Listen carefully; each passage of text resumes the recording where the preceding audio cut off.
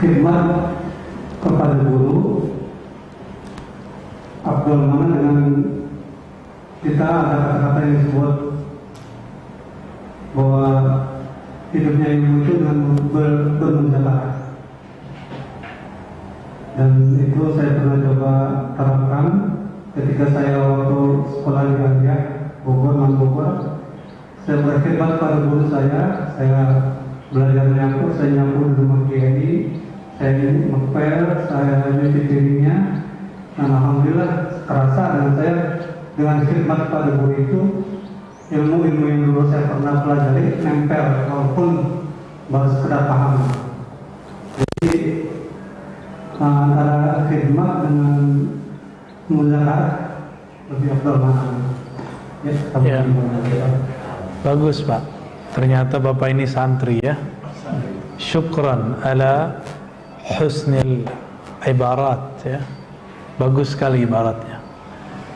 Al-ilmu yu'ta wa la ya'ti ya. Ilmu itu didatangi, bukan dia yang datang. Jadi hati-hati di sini. Di sini antara egois dengan dakwah itu beda. Dakwah itu mendatangi, kalau taklim didatangi. Bisa bedain? Saya menggabungkan itu kan perkataan orang dulu, ya kan? Kalau kita saklek pakai perkataan orang dulu itu bukan hadis ya. Itu bukan hadis. Kapan Bapak bisa mendengarin baca kitab? Bapak datang ke tempat saya, kan gitu jadinya. Repot nggak? Saya egois, karena saya mengatakan kalau mau ngaji datang ke tempat saya. Gak mungkin. Maka saya padukanlah antara ta'lim dengan dakwah. Saya niat dakwah, tapi kisi-kisinya kisi-kisi ta'lim. Maka kita pakai kitab supaya bapak-bapak ini, jamaah, ibu-ibu merasakan sedikitlah ngaji di pesantren walaupun cuma 1,5 jam. Di pesantren kan begini, tapi ini sudah rukhsah 90%. Kalau di pesantren disuruh baca Pak, baca, nggak ada barisnya. Coba Bapak lihat sini, ada barisnya nggak? Yang bisa ngelihat nggak ada barisnya ini, kecuali bab tentang Al-Quran tuh baru ada barisnya. Kalau saya suruh Bapak baca, ya 5 menit langsung kabur semua kali. Nggak ada ujiannya, tapi ini Allah yang langsung uji. Ya, saya nggak suruh baca. Kenapa? Karena Nabi dulu waktu ngajar umat bab dakwah itu emang nggak ada nyuruh sahabat baca, paling tanya jawab. Cuma bedanya Nabi kadang yang bertanya. Nanti ada saatnya Pak, kalau ngajinya sudah sampai di bab 25 nih, saya yang nanya ke Bapak ntar. Ya, kalau sekarang kan baru 11 ya. Ya baru dikit lah, belum terbiasa pasti. Ya. Nanti sesekali kita pakai whiteboard ya, biar ada gambarannya. Fakir itu terbagi 3, mana yang lebih tinggi, ya, mana yang disebut fakir yang terpuji itu fakir ilallah, mana fakir yang tercela itu nomor 2 dan nomor 3 dan lain sebagainya. Ya. Jadi kalam tadi bukan kalam Nabi SAW, tapi kalam ulama. Ada yang menisbatkan itu kepada Sayyidina Ali, ada yang menisbatkan kepada Al-Hasan Al-Basri. Wallahu alam mana yang benar. Karena itu bukan kalam Nabi, maka ulama tidak serius dalam menelitinya. Ya. Terus yang kedua, lebih afdal mana? Santri muzakarah atau santri khidmah. Dua hal ini tidak bisa diadu, tapi dua hal ini tergantung keadaan. Ada saatnya muzakarah lebih afdal daripada khidmah, tapi khidmah selalu akan lebih berat daripada muzakarah. Muzakarah itu kita diskusi Pak, adu pinter. Kalau khidmah nggak ada kepintaran, disuruh nyuci, suruh bawa, berat sekali khidmah itu. Antum kalau khidmah itu ego harus habis. Saya ini orang hafal alfiyah kok, hafal ini kok disuruh nyapu gitu. Masa saya begini disuruh bawa kitabnya kiai? Saya kan hafal isi kitabnya Kiai. Kalau terbersit begitu, dia belum layak menjadi khadim, belum layak khidmat. Jadi lebih efektif mana secara pendidikan kerohanian? Khidmah. Maka orang-orang pintar di pesantren itu lihat aja Pak, pas piket.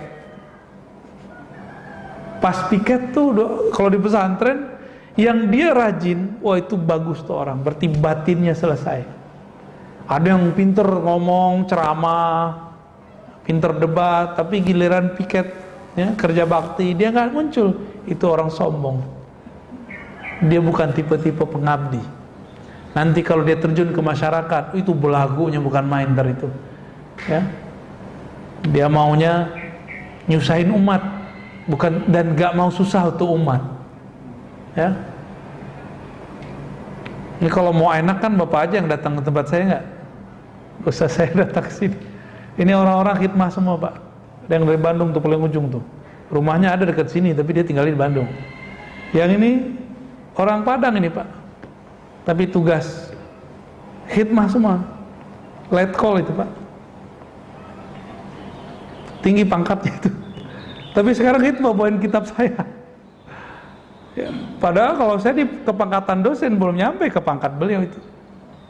Nah, sampingnya apalagi nih ya, pisah-pisah sama istrinya ya. Ya, barakallahu fikum ya, semoga diberkahi.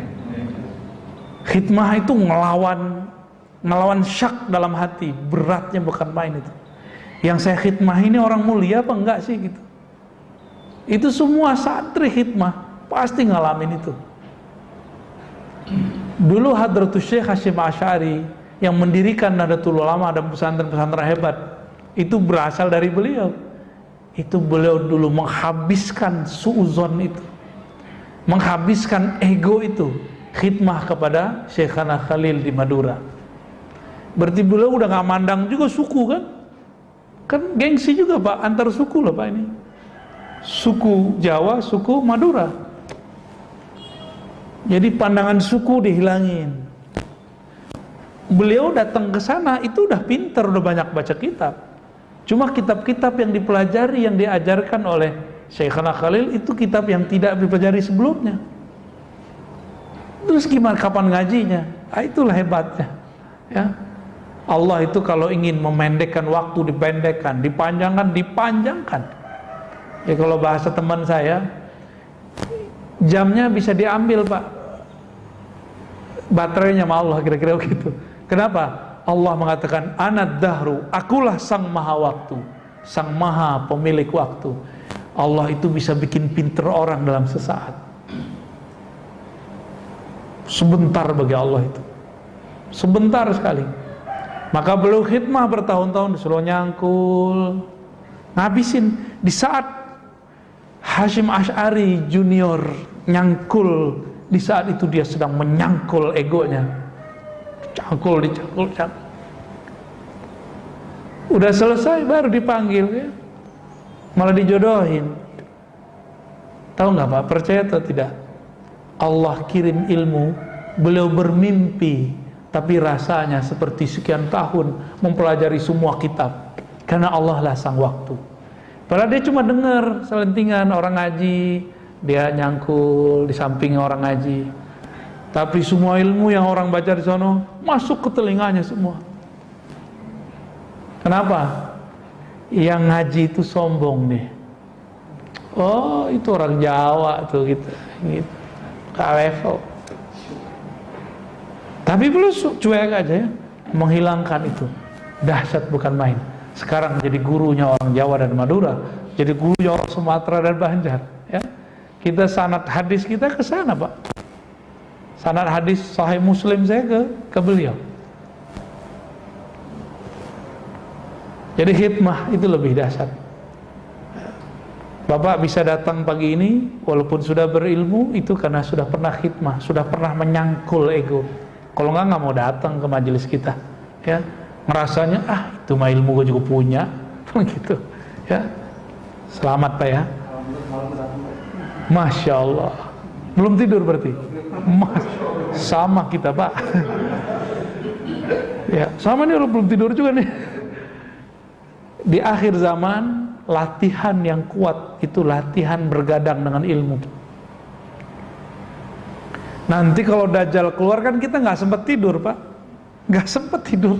Orang diuber-uber terus. Nggak sempat tidur.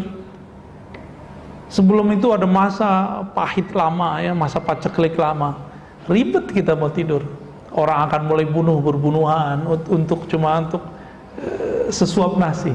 Bolehlah nonton bola, tapi bola kolbu lebih penting. Bola kolbu itu adalah kalimatullah yang kita masukkan ke dalam kolbu. Ini ada pertanyaan dari, namanya nggak jelas nih, Wih Channel ya. Tolong disampaikan kepada Buya, gimana caranya agar dimudahkan sadar yang sesadar-sadarnya, tidak terganggu was-was, halusinasi dan angan-angan. Pertama, punya guru, belajar akidah yang benar, belajar niat yang benar. Orang halusinasi, angan-angan, karena niatnya tidak benar. Dia pengen sakti, dia pengen makomnya tinggi, itu akibatnya. Maka harus punya mursyid. Mursyidnya harus benar juga. Ya, masa orang di kampus ada gurunya, orang TK aja ada gurunya, benar gak? Anak kecil TK ada gurunya. Cuma untuk main-main, nyanyi-nyanyi ada gurunya. Masa untuk hal rohani nggak ada gurunya? Meskipun antum ini doktor, bisa baca kitab, sudah kemana-mana, dalam bab rohani harus berguru. Nggak boleh nggak berguru, bisa hilang ntar ya, di alam sono, gila nanti jadinya. Banyak yang sudah miring-miring, Pak, karena merasa pinter, belajar lewat YouTube ya. Jadi caranya yang paling penting cari guru yang mantap ya. Terus pertanyaan dari Pak Iryono Adi. Ada orang kaya secara aset, tapi asetnya nggak terjual. Bolehkah kita meminjamkan uang kepadanya?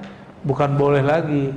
Emang seharusnya kita pinjamkan sampai asetnya terjual. Kalau kita punya ya. Ini pertanyaannya seperti itu. Ini nggak ada yang pertanyaan yang tentang kolbu nih. Ya, udah cukup. Satu lagi ada pertanyaan. Udah jam 6, Pak, udah cukup lah. Cukup ya barangkali ya. Maka teman-teman, sahabat-sahabat karena Allah, kesimpulan kajian kita pagi ini adalah marilah jadi fakir hanya kepada Allah. Bahkan kita jangan fakir kepada pasangan, jangan fakir kepada gaji dompet, jangan fakir kepada atasan. Siapa yang sudah fakir kepada sesuatu, dia akan menjadi hamba dan budaknya.